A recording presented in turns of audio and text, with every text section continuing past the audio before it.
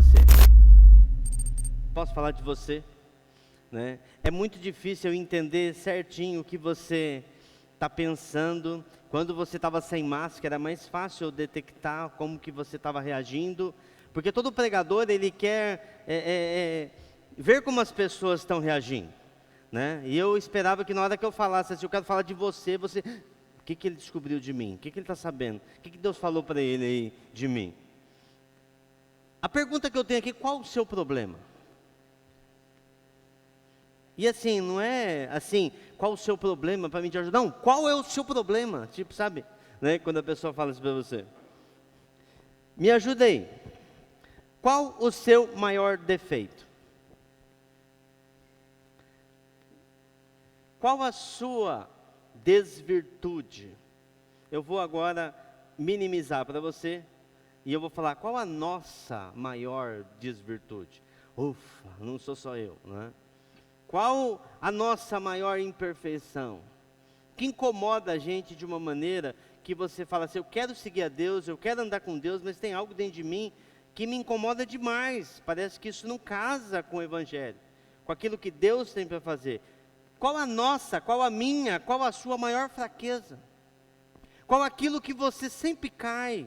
Você quer viver para Deus, você quer viver uma vida com Deus, mas há algo ali que te derruba de vez em quando, ou sempre, né?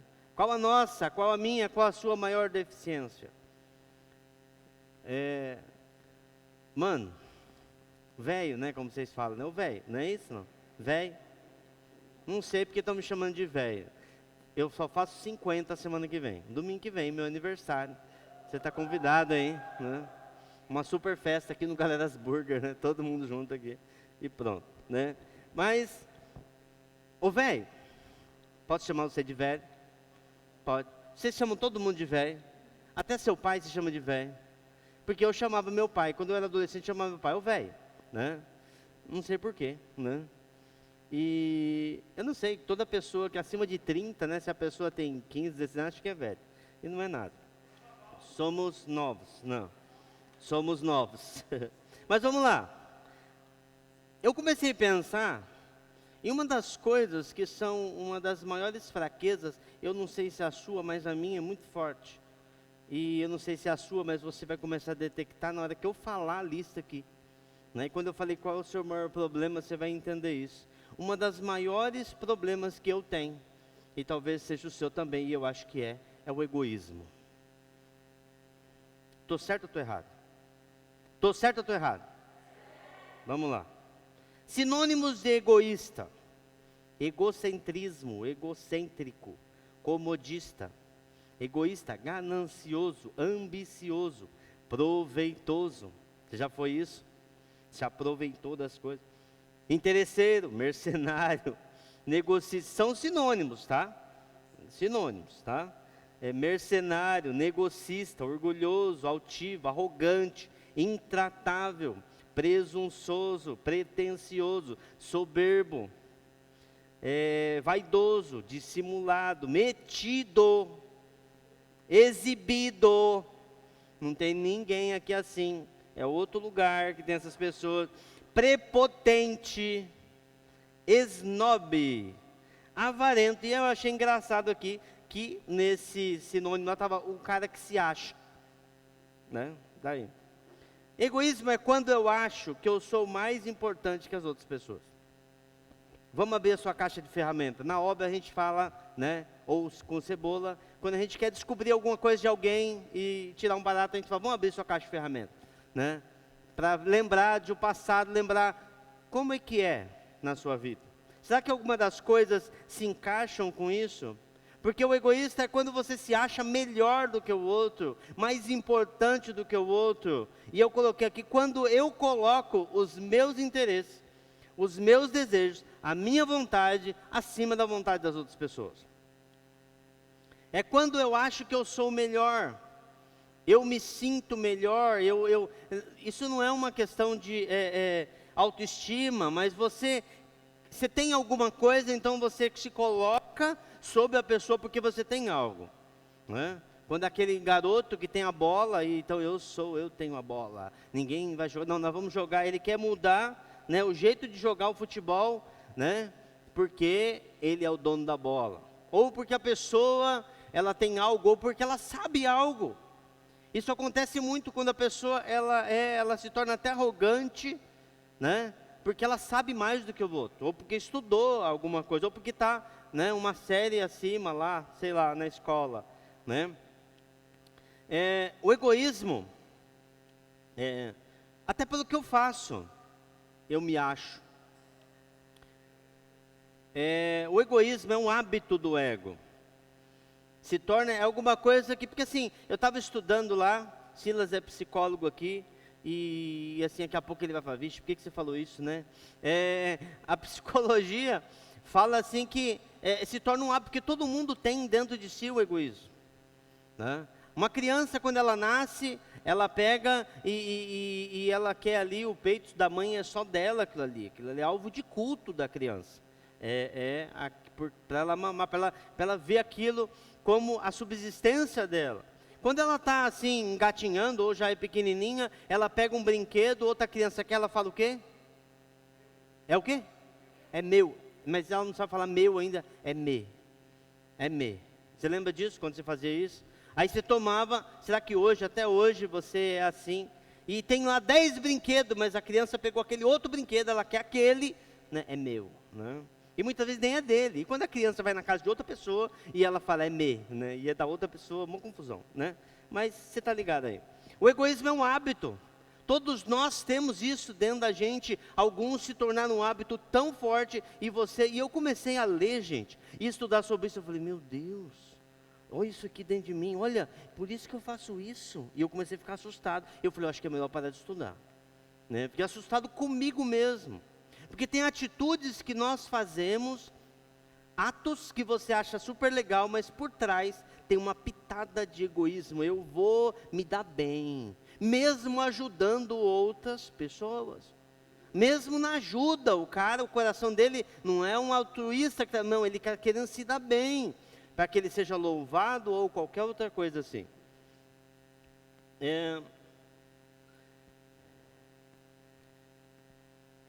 Uma das coisas que eu vejo, então, eu falei aqui mais muitas vezes em mim, e que aponta, e isso começa, por causa disso, muitas outras coisas acontecendo na minha vida, é o egoísmo. Como faz mal nós termos nós no centro da nossa vida? Como faz mal, você vai entender isso.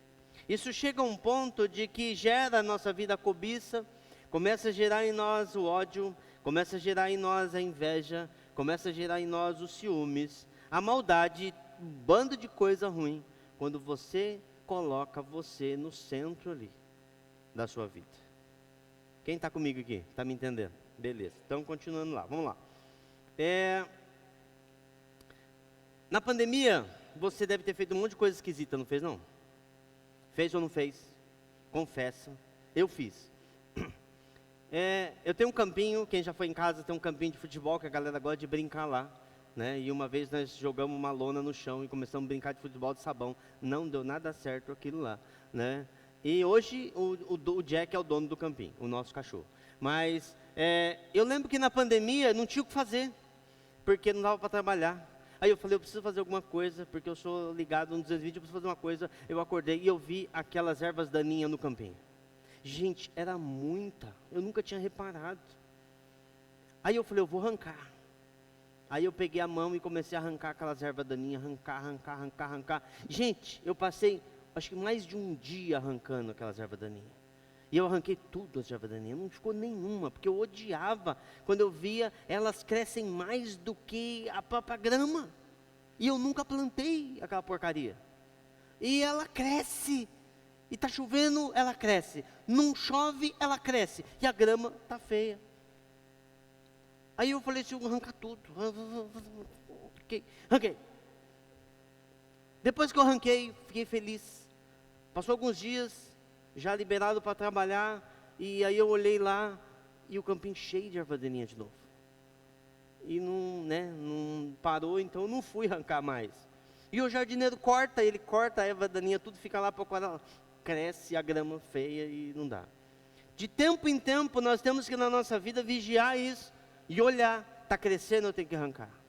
Eu tenho que gastar um tempo na minha vida parando, analisando essas coisas dentro de mim. E essa autoanálise de você observar você mesmo e tirando essas coisas ruins que estão dentro da gente. Como lidamos com essas coisas? Como lidamos com o egoísmo? Qual o plano original de Deus para a humanidade? Será que tem a ver com egoísmo? Mas qual o remédio para isso? O que Jesus veio a nos ensinar a respeito disso? Quais os passos que devemos tomar hoje para tirar isso da nossa vida e andar conforme a palavra do Senhor na nossa vida? Vamos lá. E eu queria que você abrisse sua Bíblia comigo em Mateus, no capítulo 14, do versículo 13 ao 20. Ou você liga a sua Bíblia, ou você abre a sua Bíblia, o que você preferir aí. Mas se tiver o texto aí, podia até colocar para a gente aí. Mateus 14, depois do 13, né? Tem aí na sua Bíblia. Versículo 13, depois do 12. Vamos lá? Olha. A primeira multiplicação de pães. Antes da gente começar a ler, eu queria te falar o contexto dessa multiplicação. Eles estavam ali na Galileia, uma região da Palestina. Sabe a bota da Itália? Lembra do mapa? A bota da Itália. Você desceu um pouquinho, Ilhas Gregas. Gente, lugar maravilhoso. Nunca fui, mas queria ir. Né? Vai que você queira me financiar. Né? Você recebeu uma herança de um parente rico aí. Falou, eu preciso dar alguma coisa para o pastor. Dá uma viagem dessa para mim, para Claudinha. Glória a Deus, aleluia, eu recebo em nome de Jesus. Né? Mas vamos lá, você passou as Ilhas Gregas, você continua ali navegando no mar Mediterrâneo, você na época ia encostar num porto dos fenícios, né? E se você andasse 57 quilômetros e 900 metros, em mais ou menos 2 horas de a pé sem parar, você ia estar no mar da Galileia, na cidade de Cafarnaum. Estou falando rápido que eu tenho que ganhar tempo. E aí, um pouquinho mais, andando um pouquinho mais, você tinha a cidade de Betsaida. E Jesus está nesse meio, entre Cafarnaum e Betsaida. Uma região desértica, mas ali tinha um lugar que era como se fosse um gramado grande. Aconteceu algo ali. Jesus tinha acabado de ficar sabendo que o seu amigo, seu primo, João Batista, havia sido assassinado por Herodes. E ele ali chega para os discípulos ali estavam trabalhando, tinham ido para uma missão, voltaram, falaram assim, vamos tirar um tempo para a gente descansar. E eles pegaram um barco, saíram de um lugar, foram para outro. Na hora que eles se encostaram em terra, todo o povo que estava atrás de Jesus correu por volta, mais rápido do que o barquinho, e chegou antes de Jesus, estavam lá todos esperando. Mais de 5.000 homens, e se você for contar, naquela época eles não contavam as mulheres, devia ter muito mais mulher, né? E devia ter muita criança, então sei lá, tinha 12, 15 mil pessoas ali esperando. Ei Jesus, chegamos primeiro que você, hein? E Jesus, ali começa, ele olha aquele povo, e os 4 evangelhos, curioso isso, os 4 evangelhos têm essa passagem, os 4 evangelhos. E em uma das passagens fala que Jesus olhou aquele povo, e viu que eles eram ovelhas, sem pastor, sem um povo sem comando, um povo ali precisando de uma palavra, e Jesus começa a ensinar aquele povo. Talvez fosse de manhã, o texto não está falando isso, mas talvez fosse pela manhã, e Jesus começa a ensiná-los. Jesus começa a ensinar. Chega uma hora, né, que um dos seus discípulos, né, chega ali e fala assim, Jesus, devia ter dado uma pausa nos workshops de Jesus ali, né, aquilo que ele estava falando. E os discípulos chegam a Jesus, senhor, dá um tempinho aí, vem aqui um pouquinho. Vamos mandar esse pessoal embora? Por quê? Porque já é tarde. Eles estão desde de manhã aí, esse povo vai estar com fome. E como que vai acontecer esse negócio aí? Um dos discípulos chega assim, Jesus, sabe aquele que sempre fala, né?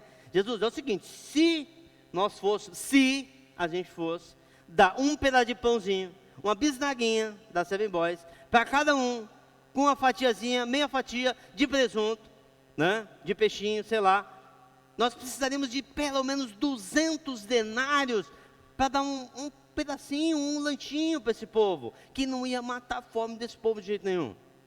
E Jesus pega, e Jesus já tinha tudo arquitetado ali, porque no livro de João, ele já fala que ele já sabia o que ele iria fazer. E Jesus fala algo. Agora eu quero que você leia comigo o texto aí. Vamos lá. Vamos lá? E eu vou ler junto com você aqui. Vamos lá. Ouvindo o que havia ocorrido, Jesus retirou-se de barco, em particular para o lugar deserto. As multidões, ao ouvirem falar disso, saíram às cidades e o seguiram a pé. Quando Jesus saiu do barco e viu tão grande multidão, teve compaixão deles e curou os seus doentes. Ao cair da tarde, os discípulos, aproximando-se dele, disseram: este é o lugar deserto e já está ficando tarde. Manda embora a multidão, para que possam ir aos povos comprar comida. Eles lhe disseram: tudo o que temos aqui são 5 pães e 2 peixes. Ué, cortou, não cortou? Pulou um, volta. Volta. Aê. Respondeu Jesus: eles não precisam ir. Dê-lhes vocês algo para comer. E eles disseram: tudo que temos aqui são 5 pães e quantos peixes? 2 peixes. Estão comigo, vamos lá. Tragam-nos aqui para mim, disse Jesus. E ordenou que a multidão se assentasse na grama, tomando 5 pães e 2 peixes, e olhando para o céu, deu graças, partiu os pães. E em seguida deu aos seus discípulos, e a estes a multidão. Todos comeram e ficaram satisfeitos, volta lá. Todos comeram e ficaram satisfeitos, e os discípulos recolhendo 12 cestos cheios de pedaços que sobraram. Quantos cestos sobraram? 12, beleza, continua. E os que comeram foram cerca de 5.000 homens, sem contar mulheres e crianças. Muito obrigado. Vamos lá. Jesus quer ensinar algo para eles. Primeiro, uma pergunta que eu me fiz lendo esse texto. Você pergunta as coisas para a Bíblia? Não. Quem pergunta as coisas para a Bíblia? Eu fico perguntando. O Silas pergunta muito também, né? E a gente fica perguntando, fala assim, por que o senhor está falando isso aqui? Eu não entendi, eu fiquei perguntando. O que Jesus pregou, que deu a eles, aos discípulos, pensarem que tinham que dar de comer àquele povo? O que Jesus estava pregando? Já pensou isso? Porque eles chegaram para Jesus, vamos mandar embora, não vai dar certo esse negócio, o senhor está pensando aí não. Qual era a pregação de Jesus?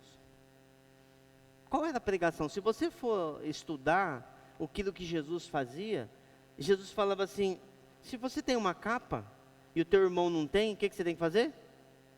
Fazer o quê? Dá para o teu irmão.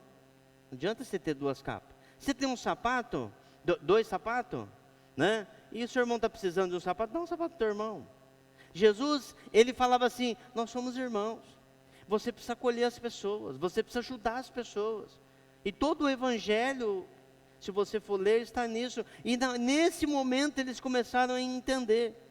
Jesus falava, supra a necessidade do seu irmão. Do que ele está precisando?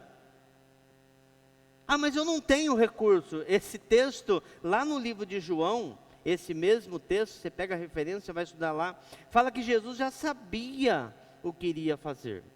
Ele já sabia. Então, quer dizer que ele já tinha preparado ali, porque ele já tinha ouvido de Deus o que ele ia fazer. Porque a Bíblia fala que Jesus não fazia nada sem antes ver o Pai fazer. No momento de oração dele, ele já tinha visto aquilo ali. Então, o recurso, mas eu não tenho recurso, mas Jesus está falando assim, que ele daria o recurso. No reino é diferente. Nós não vivemos uma vida egoísta, nós não vivemos para nós mesmos. Nós vivemos para o outro, para ajudar o outro. No reino de Deus nós vivemos como uma família. Jesus, ele recebia as pessoas e ele auxiliava em tudo.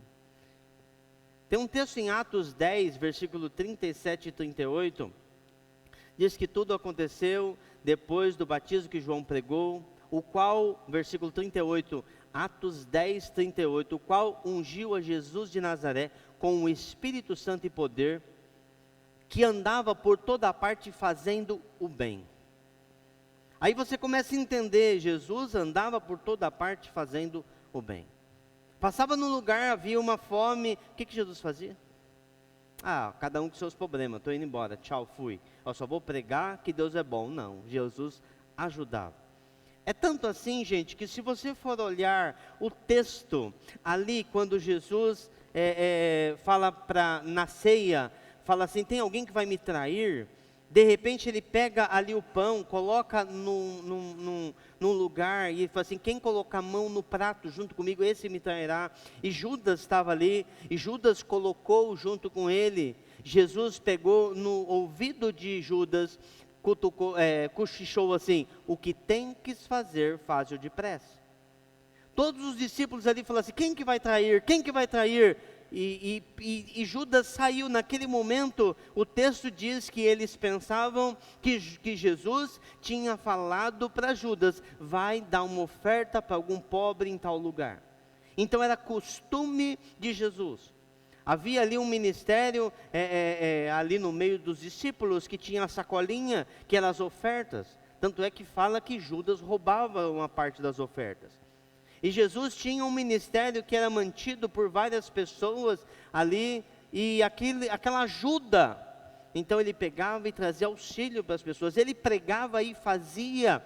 A palavra diz assim que ele pregava como quem tinha autoridade. Ele não só apenas falava, mas ele fazia. Então no reino de Deus é diferente. Jesus recebia as pessoas e auxiliava. Eu queria lembrar você da pregação do Gabs da semana passada. Somos cristãos. Se você é um cristão, você tem o mesmo DNA de Deus, o mesmo DNA de Jesus. Jesus, ele te chama não apenas para você fazer coisas. Primeiro ele te chama para ser. É ser cristão. Tem algo diferente na tua natureza que te leva a fazer as coisas. Simplesmente dizendo, eu faço algo. Não, eu sou algo. Porque você aí você faz. Eu acho tremendo como que Jesus, ele recebia as pessoas, como ele ajudava as pessoas. E nós precisamos viver isso também. Jesus, ele tratava as pessoas como irmãos. Jesus, não havia egoísmo nele, então ele tratava as pessoas como irmãos. Aquela mulher que foi pega em adultério, que na lei falava assim, foi pega em adultério, tem que apedrejar. Espera aí, Jesus era um mestre, ele sabia disso. Por que ele não apedrejou a mulher? Né, Silas, por que ele não apedrejou aquela mulher? Uma, porque ele falou assim, você não vai precisar morrer hoje, porque eu vou morrer na cruz por você. Por causa do seu pecado, eu vou morrer. E ele ali não recebeu ela na maneira que ela estava, na condição que ela estava, em pecado. Ele já olhou para ela e recebeu ela como a sua irmã. Nós temos que receber as pessoas como os nossos irmãos, mesmo que ainda não sejam nossos irmãos. E no momento que você receber essa pessoa como seu irmão, mesmo que você não concorde com aquilo que ela está fazendo, mesmo que você não concorde com aquilo que está acontecendo ali, aquela pessoa vai perceber a graça de Deus na sua vida. E eu vou contar uma história para vocês. Nós estávamos no sertão e havia uma senhora que morava numa casa de taipa quase caindo.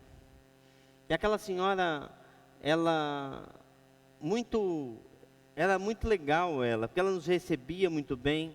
Quem foi para o sertão lembra dela, Dona Joaquina. E a primeira vez que eu vi a condição daquela mulher, que para você entrar na casa dela, você tinha que abaixar, para você entrar na porta, e não tinha nada, era uma terra no chão, e ela não tinha móveis, ela tinha uma rede, um fogão para o lado de fora, fogão a lenha, que não era um fogão. E a gente ficou com o coração quebrantado. Eu falei assim, nós precisamos fazer a casa dessa mulher. Mas aquela mulher não era da nossa religião, não era da nossa igreja, não era da nossa fé. E eu falei, pouco me importa, ela é de Deus. Deus a ama e eu também a amo. Porque as pessoas têm uma mania de falar assim, eu vou fazer, se for da fé, aí eu vou fazer. E nós fizemos uma campanha e começamos a arrecadar, e Deus abençoou. e nós construímos uma casa para ela, né? Linda, maravilhosa, uma condição digna para aquela pessoa. Aquela mulher, as pessoas passavam na rua e falavam assim: por que vocês estão fazendo isso? Não tem sentido. Porque as pessoas que andam no egoísmo, isso não tem sentido. Viva a sua vida, ganhe para você, no máximo para a sua família. E nós falamos assim: não, a gente não consegue se conter dentro da gente, a gente precisa abençoar pessoas. E nós fizemos aquela casa. As pessoas, e a dona Joaquina, depois de ver tanto amor, entregou sua vida para Jesus. Os filhos da dona Joaquina, por ficarem envolvidos em tanto amor, entregaram suas vidas para Jesus e desceram ao batismo. Os amigos da dona Joaquina, o irmão dela, entregou a vida a Jesus por ver aquilo. As pessoas batiam na porta do Jairo, quem lembra do Jairo? Um pastor de lá, batiam na porta da casa dela, falou assim: eu estou sabendo o que está acontecendo e eu queria entender o que vocês estão fazendo. E ele explicava o evangelho para aquelas pessoas, e aquelas pessoas entregaram suas vidas para Jesus. Primeiro, nós amamos as pessoas, independente do estado que elas estão, e Jesus amou essa mulher, mesmo sabendo que ela estava errada ali. Então nós temos que amar, porque nós somos uma família. Como que você olha, como eu olho as pessoas que não têm a mesma fé que você? Será que a gente vê, primeiro você precisa mudar de vida, depois para me te aceitar como irmão? E eu vou dizer que Jesus aceitava como irmão, por isso que as pessoas mudavam de vida. Nós temos que ver ela como, por quê? Porque nós somos uma família. Deus nos criou assim, um edifício. Quem trabalha, tem muita gente que trabalha com construção aqui. Você pega um bloco desse aqui, e você vai quebrar um bloco desse aqui, você vai danificar toda a parte. A dor do seu irmão tem que tocar a tua vida, porque se não está tocando a tua vida, tem alguma coisa errada com você. Quando você vê uma pessoa necessitada, uma pessoa passando apuro, e eu estou falando de muitos tipos aqui, se não dói em você, tem alguma coisa errada com o teu cristianismo. Você precisa mudar a tua vida. Porque você falou para mim que você é cristão. Você falou para mim que você ama a Deus. Você não pode ser indiferente, de maneira nenhuma. E eu queria te contar outra história, que é a história de Caim e Abel. Adão, está lá em Gênesis 4. Adão teve relação com a sua mulher Eva, engravidou e deu à luz a Caim. Disse ela, com auxílio do Senhor tive um filho homem. Voltou a dar à luz, e dessa vez é Abel, irmão dele. Abel tornou-se pastor de ovelhas e Caim agricultor. Passando algum tempo, Caim trouxe do fruto da terra uma oferta ao Senhor. Passando algum tempo, Caim trouxe do fruto da terra uma oferta ao Senhor. Abel, por sua vez, trouxe as partes gordas das primeiras crias do seu rebanho. O Senhor aceitou com agrado Abel a sua oferta, mas não aceitou Caim e a sua oferta. Por isso Caim se enfureceu e o seu rosto se transtornou. Olha a continuação do texto. O Senhor disse a Caim: por que você está furioso?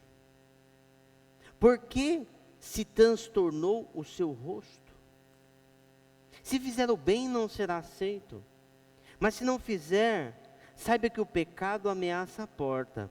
Ele deseja conquistá-lo, mas você deseja dominá-lo. Olha o que eu falei da erva daninha no coração. Disse, porém, Caim a seu irmão: Abel, vamos ao campo. Deu mó migué no irmão. Vamos lá. Quando estavam lá, Caim atacou seu irmão Abel e o matou.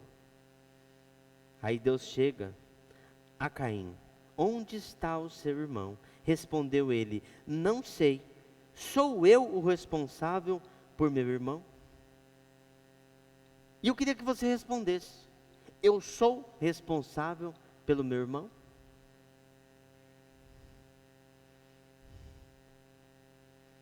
Nós somos responsáveis.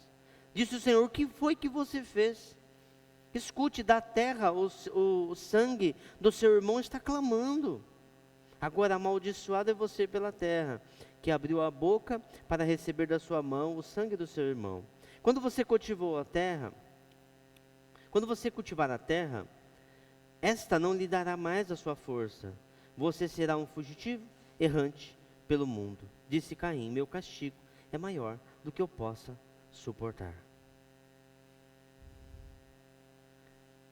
Sabe, a gente fala, não, eu nunca matei meu irmão. Não. Não matou talvez com uma pedrada na cabeça, com uma... desse jeito, mas quantas vezes nós matamos a pessoa quando nós caluniamos aquela pessoa? Né? Eu mato quando eu queimo aquela pessoa, né? Não é assim? Eu mato quando eu falo mal, quando eu denigro a imagem daquela pessoa. Quem já fez isso aqui? Confessa o pecado. Vamos lá, devagarinho. Levanta a mão. Quem já falou mal de alguém aqui? É seu irmão. Não, mas aquele sujeito lá é seu irmão. Aí você começa a se tornar indiferente com as coisas. Indiferente com a situação. Isso não é evangelho. Olha para que você foi criado. Nós falamos de propósito. Você denigre a imagem das pessoas e você quer matar aquela pessoa. É a mesma coisa. Eu falei que eu não ia passar a mão em você hoje. Eu falei que eu ia trazer uma palavra hoje. E essa palavra eu estou pregando para mim mesmo. Porque quando eu estava estudando essa palavra, eu falei, Jesus, tem misericórdia de mim, Jesus. É bom eu subir lá em cima mesmo? O barril não vai ser cortado no meio? Porque a gente é assim e a gente tem que vigiar isso. Eu não vou fazer isso. Você não precisa responder. Não precisa levantar a mão. Olha aqui, vocês estão aqui prestando atenção em mim? Quem hoje falou mal de alguém? Hoje. E você está, Senhor, me perdoa. Você já fez até oração aqui agora. Porque você está com medo da terra não dar mais seu fruto. Porque você matou o teu irmão. Vamos lá. Para quê você foi criado? Gênesis 12, de 1 a 3. Abre a sua Bíblia. Estou igual o João agora. Falei igual o João. Bate assim.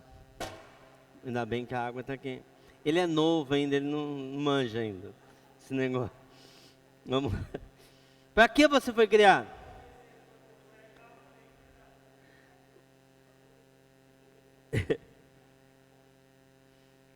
Gênesis 12, de 1 a 3, põe para mim. Então o Senhor disse a Abrão: sai da tua terra, do meio dos teus parentes, da tua casa, de teu pai, e vá para a terra que eu vou te mostrar. Bora?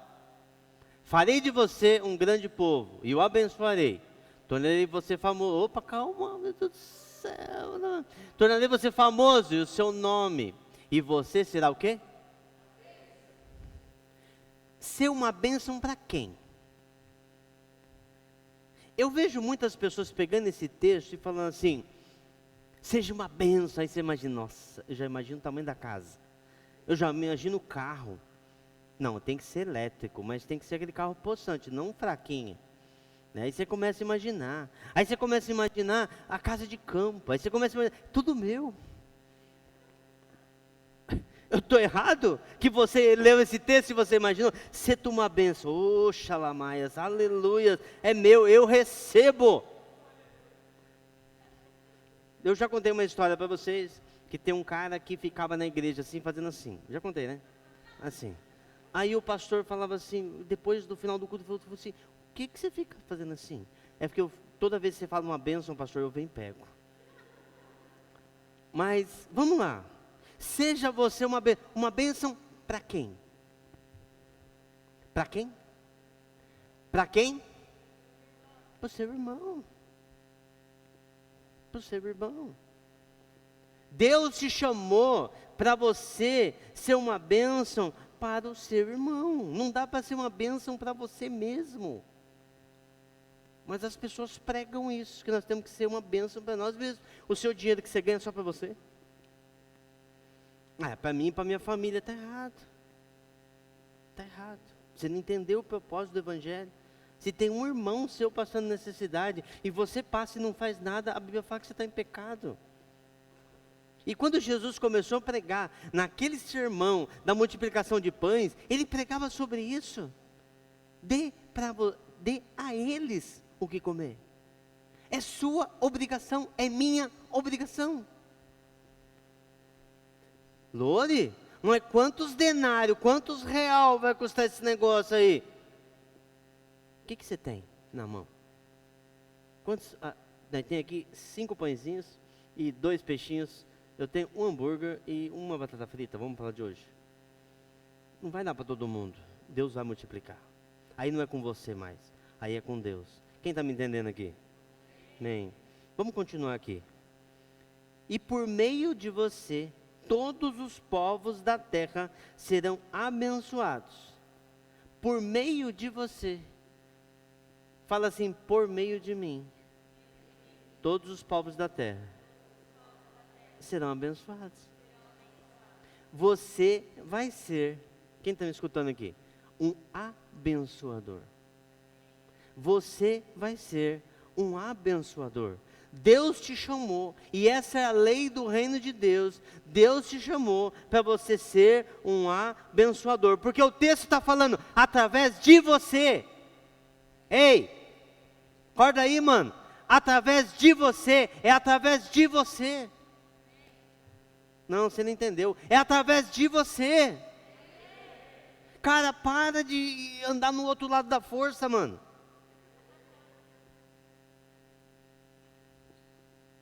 Ó, posso continuar? Porque a bomba vem agora.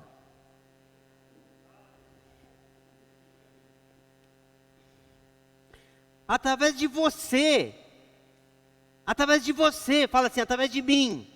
Chama para a primeira pessoa. É assim no português? É isso? Que eu fui sempre ruim de português. De matemática eu era bom, mas português eu só passava assim no... É para a primeira pessoa? Fala, através de mim. As pessoas vão ser abençoadas. Um dia eu estava chegando aqui na Carizo. Gente, eu estava numa situação financeira muito difícil. Eu dava aula na escola de ministério. E eu estava assim, gente, sabe quando você não tem dinheiro para pôr gasolina no carro para vir dar aula sobre fé?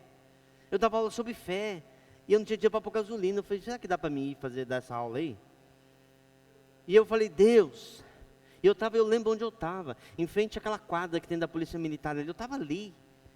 E eu cheguei para Deus e fiz aquela oração. Sabe quando você enche o peito para fazer uma oração? Quem já fez isso? Oh Deus, Deus, eu te peço, oh aleluia, no poder do nome de Jesus, manda alguém hoje ali, vou chegar na comunidade, manda alguém ali com oferta, com envelope assim, vai dar na minha mão assim, e vai me abençoar. Glória a Deus. Aí Deus, eu lembro que na hora que eu fui virar aqui pro Pio 10, o carro assim, Deus falou assim para mim assim, eu estava no volante assim, você quer ser um abençoado ou um abençoador? Eu falei, Deus, não está mais aqui quem falou, me perdoa. Quem Deus já pegou você assim e te arrebentou assim na oração? Você fez aquela oração, aí Deus pega, igual eu aqui. Deus falou, sai da tua parentela. Sai da casa do teu pai. Sai da vida que você está vivendo. Cara, eu tenho algo tremendo para você viver, mano. E você está fazendo, sabe, é que você está na vida do egoísmo lá, daquela vidinha lá tal. E Deus falou assim, mano, eu tenho algo tremendo para você. Vem experimentar o que eu tenho para você. Vamos lá, olha só. Através de você serão benditas todas as... Aí esse texto eu fiquei assim, fiquei doidão no texto. Aí eu li o versículo 4. Põe para mim aí. Gênesis 12, 4. Hashtag partiu Abraão. Achei muito louco isso aí. Eu podia terminar a reunião agora e falar assim, você está disposto a isso? Deus te chamou para isso, mas tem mais ainda. Vamos lá. Na igreja primitiva. Atos 1, versículo 8. O povo está lá. Jesus morreu na cruz. Eles ficaram preocupados demais. Acabou tudo. 3 anos seguindo Jesus. Jesus morre. Aí de repente, as Maria foram lá. E chegando lá, o corpo de Jesus não estava lá. Eles estavam perdidos. Aí eles não entenderam. Vai lá. em Jerusalém. Volta lá. Permaneçam em Jerusalém, até que do alto sejam revestidos de poder. Porque eu tenho um negócio louco aí para vocês aí, mano. E os caras meio sem saber, e aí Jesus aparece para eles lá na Galileia e fala assim, vai lá para Jerusalém, fica lá, que eu tenho algo tremendo para fazer. E no dia de Pentecostes, e o texto fala assim, recebereis poder ao descer sobre vós o Espírito Santo, e sereis minhas testemunhas. E o texto diz assim, tanto em Osasco, quanto em Carapicuíba, quanto em Jandira, quanto em Imbu, e até os confins da terra. Eu estou errado? Não. É o que diz o texto, não é o que está escrito no texto, no seu texto. Põe o texto lá. Olha lá. Em São Paulo, quando você estiver no Guarujá, e quando você estiver em qualquer outro lugar, ali você vai ser testemunha. Deus pega e fala assim, esses caras não vão conseguir fazer isso sozinho.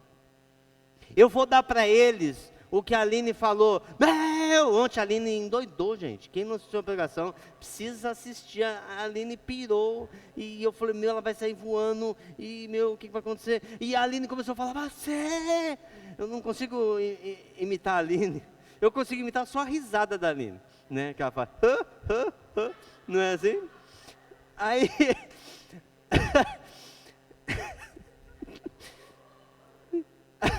E ela falou assim, o Espírito Santo que ressuscitou Jesus dentre os mortos, mora em você. E ele falou o seguinte, é o seguinte, cara, eles não vão conseguir, mas com o meu Espírito eles vão conseguir viver essa vida. Eles vão conseguir ser essa bênção. Eles precisam do Espírito Santo para isso. Para que eles possam amar pessoas. E eu estou falando no sentido real das palavras, com ações. Esses dias eu sentei com um jovem e nós começamos a falar. E ele falou, nós precisamos falar. E eu falei, cara, chega de falar. Nós precisamos agir. Nós precisamos mostrar. Nós precisamos demonstrar que nós amamos as pessoas. Eu olho e vejo a pessoa caída, eu não dou nada, eu não resolvo nada, eu não estou amando. Não, mas eu fui lá domingo, eu adorei a Deus, eu levantei a mão. Eu amei aquela pessoa. Eu amei o próximo que está perto de mim. E eu falei, nós precisamos amar. Nós precisamos amar no sentido real. Porque amar é se dar. Porque amar é deixar a pessoa na frente, deixar ela passar. E amar é pegar e levantar a pessoa e falar assim, vai junto aqui, e eu vou junto com você, eu vou dar o suporte para você. Amar é não deixar a pessoa com fome. Amar é você discipular pessoas. Amar é você pegar aquela pessoa e, ele está meio trôpego, ele está meio, dando mancada, junta a pessoa, fala da palavra, ensina aquela pessoa, leva ela para mais perto de Deus. Isso é amar. Não é falar assim, nossa, aquele sujeito está frio, hein? Passou a pandemia, misericórdia. Jesus amado, tem misericórdia. Não permaneceu firme. A sua língua também não permaneceu firme. Ama. E amar é falar assim, eu vou junto com você. Você está andando devagar, eu vou andar devagar junto com você. Você está dando uma mancadinha, vamos lá, aqui, ajudando, discipulando. Fala assim, vamos junto, vamos evangelizar junto. Amar é cuidar, amar é falar também. Amar é receber aquele que é diferente, que pensa diferente. E eu escrevi que seja intencional nas coisas. Eu vou fazer, e toma, porque Deus está falando com você, falando, você não faz nada, cara. Deus está falando com você, é Deus falando com você. Ou você aquele dia, na última reunião que nós tivemos antes da pandemia, nos tornamos, responsáveis, a chama não vai apagar, a nossa chama. Esse tempo, esse mover que Deus tem sobre as nossas vidas. Você é responsável, eu sou responsável. Atos 2, versículo 45, fala que eles vendiam suas propriedades e bens, distribuíam o produto entre todos à medida que alguém tinha necessidade. Então se doe. Não retire das pessoas, não sugue, mas dê. Que mania ruim que nós temos, e é ruim da gente, de querer só sugar os outros, não dá para os outros, Dê.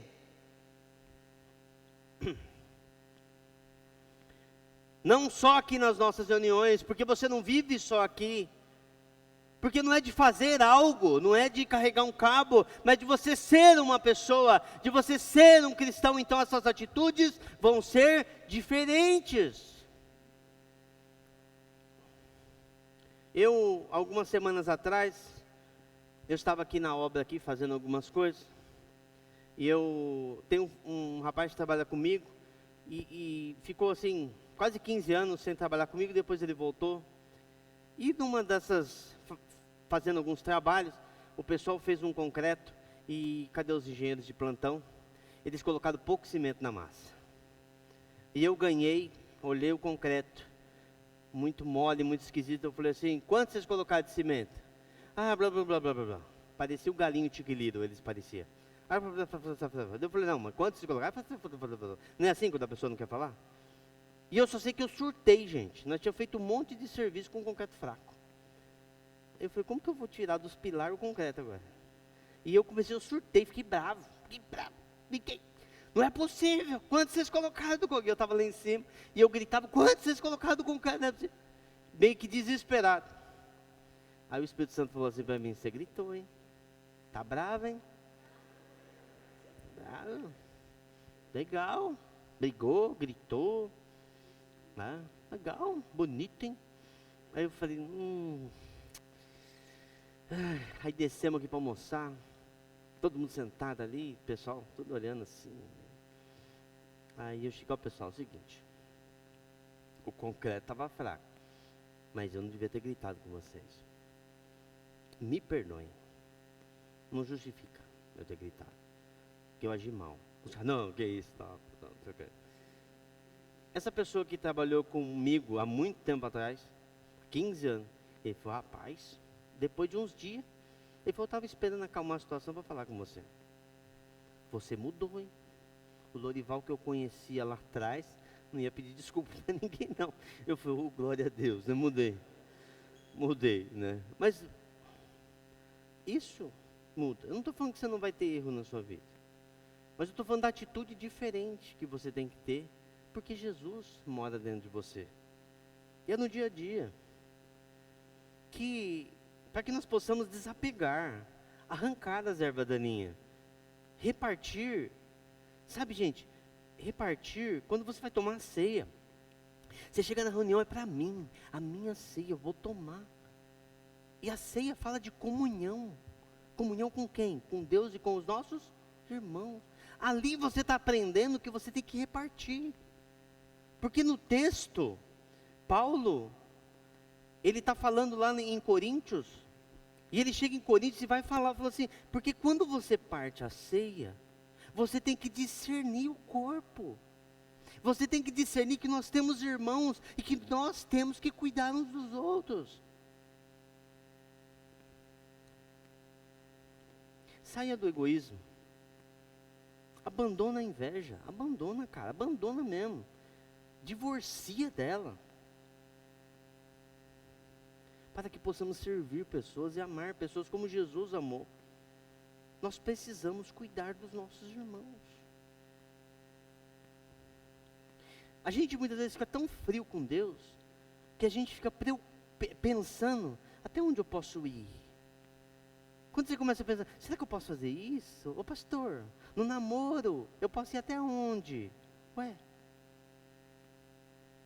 Aí eu falo assim, o Espírito Santo está lá, irmã, na hora que você está namorando. Você podia me convidar para ficar do lado?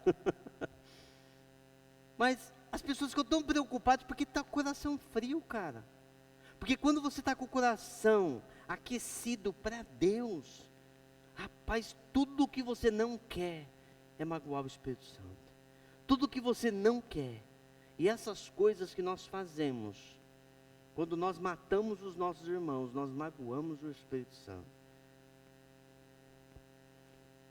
Seja um Zé, mas no bom sentido da palavra, não qualquer Zé. O Zé, aquele que fala no livro de Atos, apelidado de Barnabé. Então seja um Zé, um encorajador.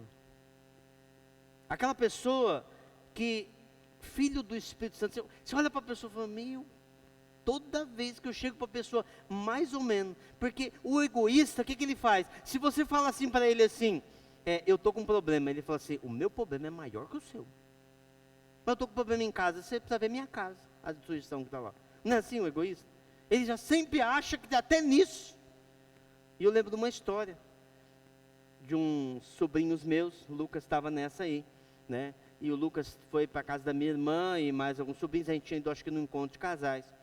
E aí, um tomando um remédio para a garganta, foi lá e tomou. Aí o outro, né, também estava ruim da garganta, foi lá e tomou. Aí esse meu sobrinho falou assim, eu também estou tomando remédio. Aí a minha irmã, você está tomando remédio? Estou tomando remédio para verme. Né? Tipo assim, o cara queria estar, né, acima dos outros ali. Mas como que você fica? Seja um encorajador. Falar com Barnabé era estimulante. Tinha conforto nas suas palavras. Construía, não destruía. Trazia cura, não doenças. Esse cara, José, aqueles que deram o nome de Barnabé, que quer dizer filho da exortação, levita, natural de Chipre, tinha um campo, vendeu o seu campo, trouxe aos pés dos apóstolos e depositou aos pés dos apóstolos. Olha o amor desse cara. Olha o amor desse cara. Eu queria ler 2 textos com vocês. 1 João 1:7. 1 João 1:7, eu estou terminando. Os músicos podem chegar para cá. Mas não saia ainda. Fique aí, você. Quando eu era adolescente, eu tinha um pastor que era doidão. Pensa um cara doidão, era esse pastor. E tinha uns adolescentes assim, e os adolescentes dão os perdidos, não dá não? Não estou gostando muito da pregação não, vai saindo assim, né? Aí, 3 adolescentes foi sair assim, Silão lembra da redonda, né? Aí saindo assim, ele olhou os adolescentes, pô, onde vocês vão? Estão indo embora por quê? Aí os moleques travados, né? Aí um falou assim, vou dar uma desculpa, que vai me salvar dessa reunião. Pastor, estou com dor de cabeça, estou indo embora. Não, vem aqui, nós vamos orar por você. Deus vai curar você. Então, não vai embora não, senão eu vou te pegar aqui já. Pera aí, aprendi isso com o meu pastor. 1 João 1:7. Se porém andarmos na luz, como Ele está na luz, mantemos comunhão uns com os outros, e o sangue de Jesus, seu Filho, nos purifica de todo o pecado. Se nós andarmos na luz, nós temos comunhão uns com os outros.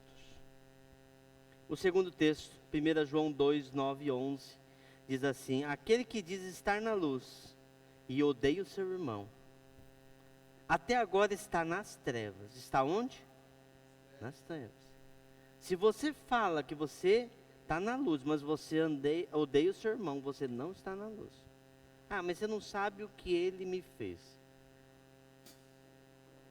A palavra fala que você tem que perdoar.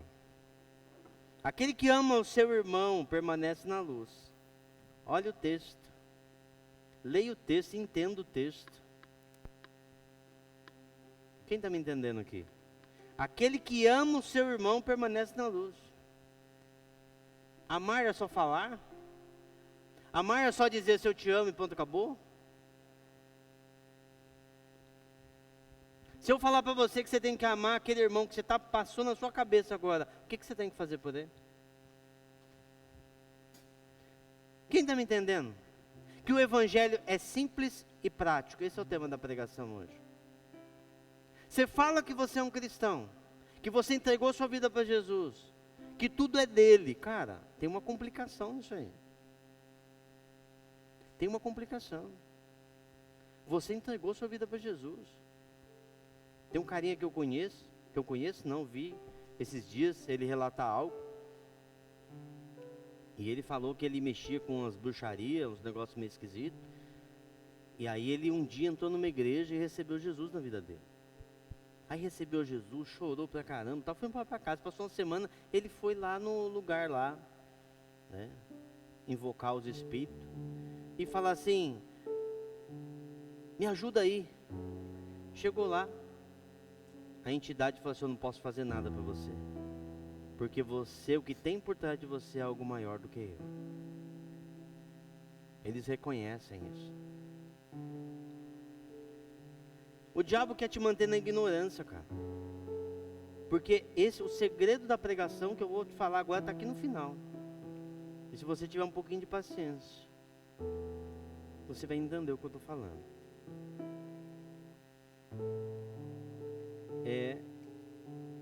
Quem ama seu irmão permanece na luz, e nele não há nenhum tropeço. Olha só. Onde vai te levar você a amar o irmão e viver essa palavra. Aquele, porém, que odeia o seu irmão está nas trevas, e anda nas trevas, e não sabe para onde vai, porque as trevas lhe cegaram os olhos. Será que não tem ódio no teu coração? Por isso que você está aí parecendo uma barata tonta e não sabe para onde você vai? Está perdido. Eu sempre falo isso, e vou falar isso. A palavra diz assim: quando o Senhor falar com você, não endureça o teu coração, cara. Porque se Deus está falando com você, quebrando o teu coração, e muda, porque senão o seu coração vai ficar mais duro ainda. Um ponto que você nunca mais vai conseguir voltar para isso. Gênesis 12, 1-3, fala assim: em ti serão abençoadas todas as famílias da terra. E eu queria que você ficasse de pé. E eu queria que apagasse a luz.